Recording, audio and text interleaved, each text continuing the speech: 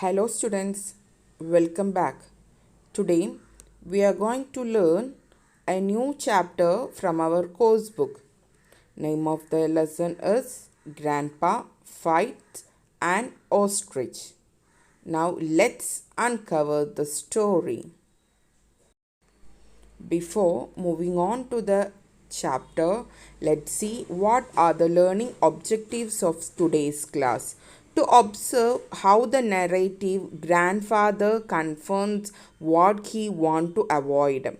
To learn to appreciate the humor in the story. Now let's see more about the author. Before knowing the story, let's see who is the author and we can find out more details. Grandpa Fight an Ostrich is a story written by Ruskin Bond. Dear children, Ruskin Bond was born on 19th May 1934. He is an Indian author of British descent. He lives with his adopted family in Landor, Missouri, in India. He is well known for his stories about his childhood in Dehradun. The Room on the Roof was about a young Anglo-Indian boy named Rusty who lived in Dehradun. It was his first novel. Bond wrote novel when he was 17 years old and he won a prize in 1957. He was awarded the Sahitya Akademi Award in 1992 for Our Trees Still Grow in Dehra, his novel in English. He was awarded the Padma Shri in 1999 and the Padma Bhushan in 2014. Dear students, here is a small video of the lesson. Please watch it.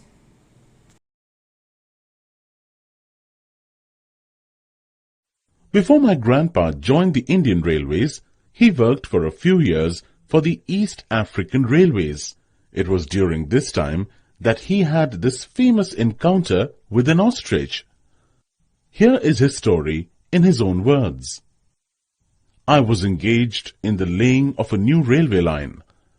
I lived in a small township, but my work was some 12 miles away. I had to travel to and from the work site on horseback. One day, my horse had a small accident, so I decided to walk to work. I knew a shortcut through the hills that would save me about 6 miles. This shortcut went through an ostrich farm or camp, as it was called. It was the breeding season.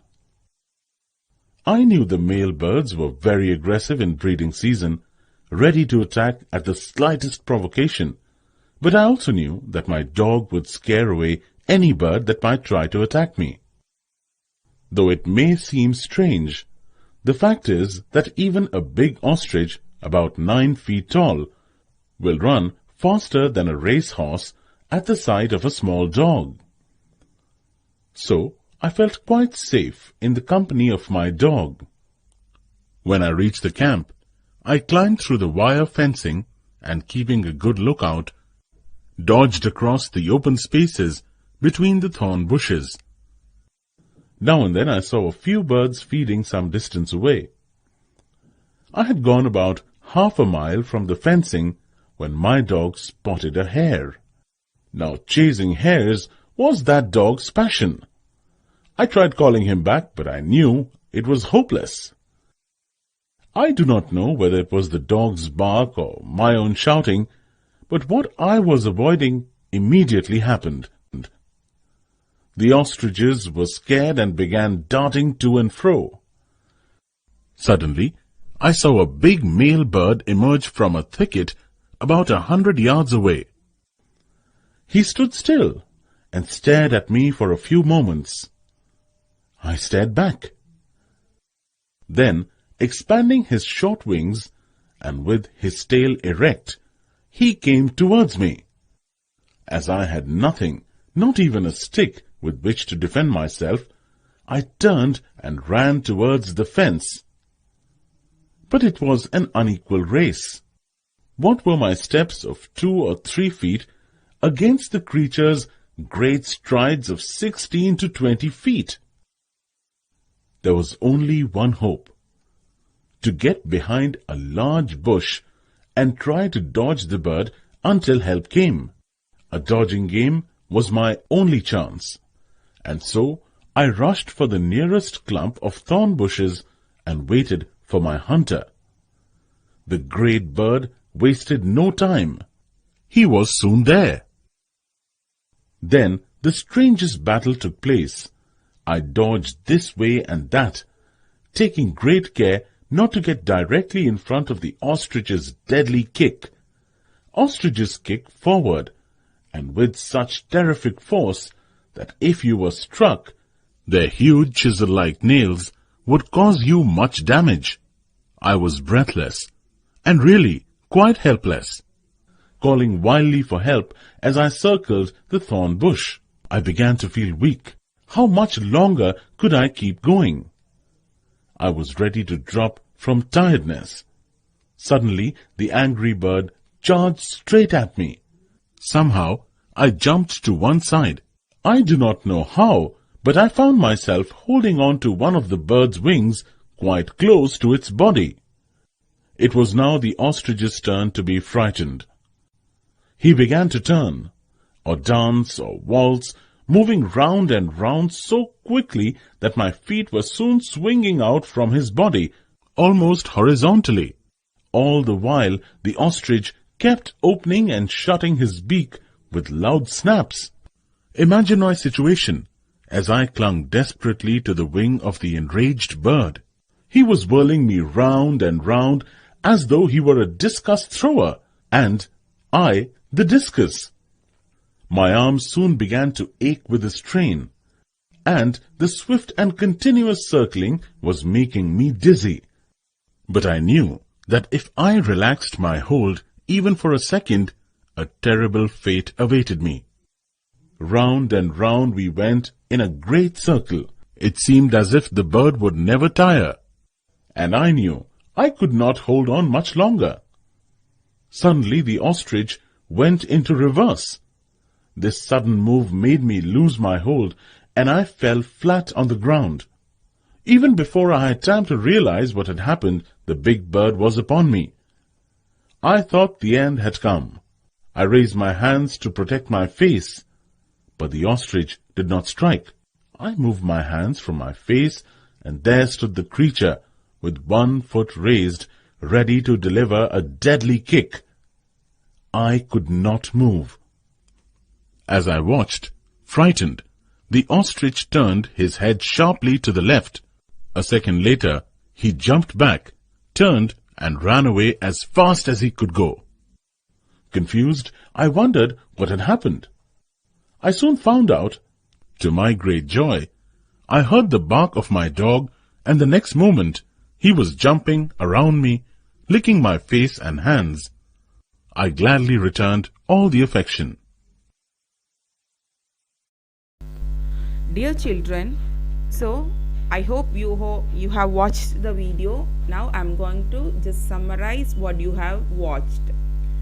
Joining the Indian Railway, he had worked for East African Railway. It was long ago. Ruskin's grandfather was living in a small town. However, his working was related to laying railway tracks, and it was 20 miles away from the town. He would go and come back every day on a horse. One day, his horse meets with a slight accident. Thus, he decided to continue his journey on foot. He knows the short route through mountains which can save him about 6 miles. Well, this shortcut passes through an ostrich farm or camp. He is fairly familiar with the ways of ostriches, especially male birds are over the top aggressive and are always ready to attack. But he has a dog with him who can scare away any bird that may try to attack him. Soon the dog starts chasing a small hare, a rabbit like animal. Grandpa shouts out to call back the dog. Meanwhile, one male ostrich, being disturbed by the dog's barking and man's shout, comes running to him. Grandpa, along and without any weapon, feels frightened and being running towards the fence. He finds a thicket of thorn bushes and then begins running around it. He is tired of running and is about to fall off exhaustion. He was very tired. He stopped, and when the ostrich charges at him in full speed, he jumped to one side. But instead of landing safe on the ground, he finds himself cling to its flap of the wing. The ostrich retreats frightenedly. It loses its attacking stance and goes round and round the bush to throw him away from its body. Grandpa dares not to leave it, but due to tiredness, he loses the grip and falls on the ground. Soon the ostrich comes up to him with one leg ready to press him. But soon his dog comes running and scares the ostrich. Finally, he is saved by the dog. I hope you enjoyed the story. Now we will discuss more about this thing in our classroom. Thank you, students. Have a nice day.